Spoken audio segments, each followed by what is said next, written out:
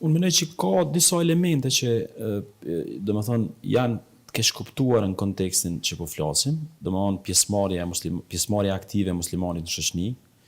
E para, koncepti i parë i gabuar është një farë lloj idealizmi i tepruar, një farë lloj pikpamje absolute, domethënë që na duhet për një herë me kriju një parti perfekte, një shtet perfekt, një shoqëni perfekte. Edhe nëse s'është ajo na s'do të mu përzi aty, se neve s'na takon mu përzi. Edhe ka njëherë, se me thonë, krijimi një farë hemdeku mes asoj që aspirojmë edhe asoj që është reale, asoj që është në teren. Edhe tash, disa fetarë qëndrojnë lartë edhe krijojnë konflikt me realitetin. Domethënë, ky realiteti i prishun, na zot më përzi, kush përzihet tu so musliman i mirë, ndërkaq kjo bën shumë ndesh me logjikën edhe arsyet. Feja thot duhet me ekzistu idealja, po idealja duhet me ra poshtë, me angjit për dorë realitetit, duhet me qu të nalt. E tash, çaj idealja kur zbret në teren, domethënë është optimali mu përly pak se ka me ra në teren.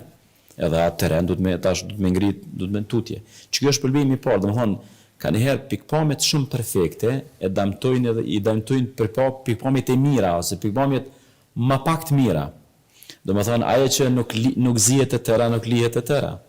Që kjo është një pjesë e vërtetës. Pjesa e dytë që mendoj se kemi nevojë me trajtu është, për shembull unë e diskutoj shpesh i merr një hadith pejgamberit alayhis salam. Bile është me një rast është bërë dhe virale. Pejgamberi thot, sikur ju mos kishit gabu, e mos kish kërku falje, Zoti ju kish përjashtu juve, ju kish largu pej skenës, pej jetës, e kish pru një popull tjetër që kishin gabu dhe kishin kërku falje. Në shqeqimin e parë, ta ja përshtypjen që pejgamberi këtu po na stimulon gabim, me u gabu, që absolutisht nuk është ky synimi i tekstit. Ky tekst ka diçka tjetër synon. Ky tekst synon një vërejtje ose një permisimin e një gabimi që njerëzit automatikisht si të bëhen fetar, fillojnë më tut prej lëvizjes, fillojnë më tut prej aktivitetit, sepse aktiviteti bëhen gabimi.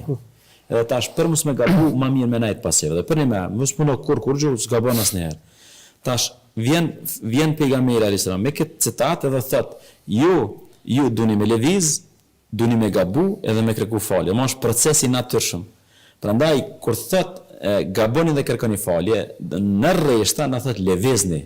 Domethënë gjalloni, punoni, bëhuni aktiv, gaboni dhe permisoni. Domethënë në një farë forme kërkoni falje, në një farë forme i detektoni edhe gabimet, edhe në proces e sipër i permisoni edhe gabimet.